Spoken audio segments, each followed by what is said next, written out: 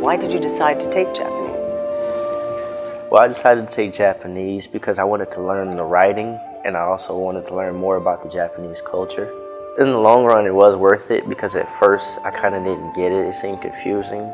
But once I learned how to write all the letters and stuff, it made it a lot easier for me. I was extremely interested in Japanese weaponry, the culture, everything about it. So I thought if I learned the language, I could learn more about the culture and the weaponry. And one thing led to another, and I realized a better industry to take care of myself and others would be in business. And if I learned Japanese now here at Roswell, I would be one step ahead of the rest. At first I thought it would have been like a bit more difficult, but if you pay attention really closely, you'll find similarities to other languages and cultures, and so yes, it was worth taking. I really like the culture. I think that it's really great, really interesting, really different, and I've liked it for a long time. So Japanese, the language, is a way into the culture, and that's probably, if I know it, it's going to be easier for me to go there and be able to interact with people. Why did you continue your Japanese studies? I decided to continue because at first it was a lot challenging, but I progressed at it and I became better. I continued taking Japanese because the other languages weren't really an interest to me. I tried them in middle school and I just really didn't feel the love for the class, and then I tried this one and it was a lot easier. It's fun to learn, and the teaching is great. I continued because it was a really fun experience to get to learn about the language and Japanese culture, and I realized that throughout life it'll open up a lot of opportunities and it'll help me to become a valuable asset to companies and more throughout life. I continued to take Japanese because it was a dream of mine to take Japanese when I was a little kid, because I've been studying Japanese culture for a while. It gave me a great experience. I learned what I wanted to about Japan. Well, I mean, I really want to learn everything, but I've learned a lot more since I've been here than I would have outside of school, so that was a great experience. I decided to take Japanese once I got out of middle school because I didn't really like Spanish that much. A lot of people just take it because they're required to have a language credit, and I felt like if I kept taking Spanish for my entire high school, I would just graduate and forget everything. So if I took Japanese and did something that I chose to do, I felt like I would get a lot more out of it.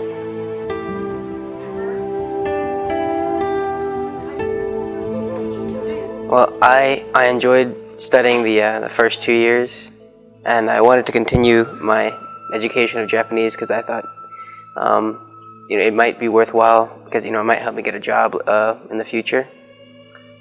And I also enjoyed the language. I thought it was really cool. I also enjoyed the culture and learning about it. I continued taking it because I wanted to know more about the language and the culture behind the Japanese, because I mean they're just so interesting and intricate in everything. It's amazing. What was it like interacting with the students from Japan? It was really awesome, because it was cool to see how kids from completely different sides of the world can come together and have an interesting conversation and learn a lot about each other.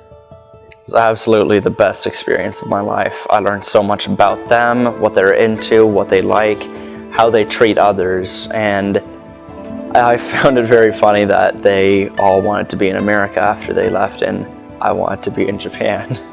I think it was really fun. It was really nice to see people who came from a different background than me, and it was really nice to talk to people who just see the world in a different way and socially interact in a different way, and that was really nice. Going to Japan and the high schools is definitely not what you see on TV, or what you think you would see based off TV and stuff like that. And the kids were just like us, and it was definitely a great experience. And having them come over was just as cool, because it's you could show them we're just the same also. It was really cool. It was really awesome. The students at Roswell High School have had the opportunity and privilege of participating in 2 exchange programs sponsored by the Japan Foundation. One was the Kizuna Project. Kizuna Project was a junior ambassadors trip sort of put on by the Japan Foundation, in which 22 students from around this area with Johnson Sensei participated in this program where we went to Japan and we got to see the tsunami and earthquake devastated areas. We got to visit with those places and meet the people that lived there and were affected by it. And we sort of just got to see how life had been changed by that disaster, but how life was like also before and after for the people that lived there. We went up to Miyagi-ken, which is where Sendai is, one of the devastated areas. We spent a few days there going to see different places like schools, just a town in general, and some schools that were functioning, some that were no longer functioning, they had been devastated. And we got to learn about the recovery efforts of the people who live there, who still continue to live there in those places. The other was the Kakehashi Project.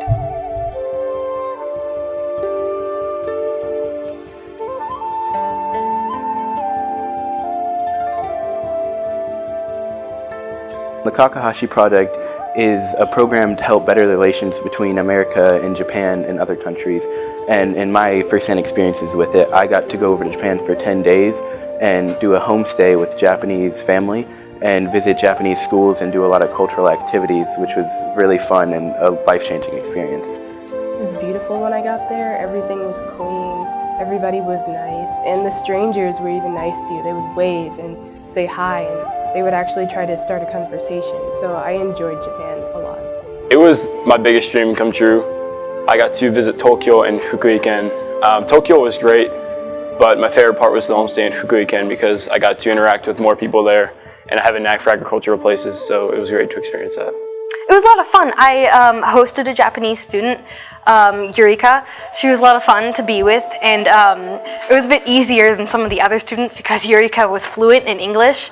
She had already been on exchange programs, so we got to know each other pretty well, and I still message her and still have a lot of stuff to remember her by.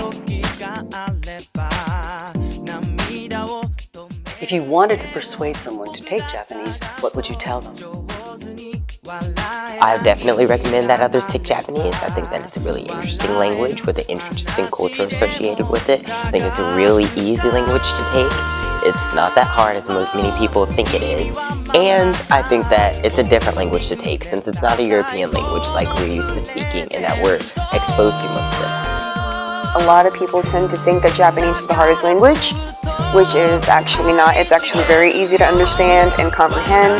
I would say if you want a class where you can go and know you're going to have a good time every time you get a class and learn what you need, and I would say it's a really chill class to go to, and it's really fun. I enjoy it. Well, overall, taking Japanese and learning about their language and culture is a very fun experience and thing to do.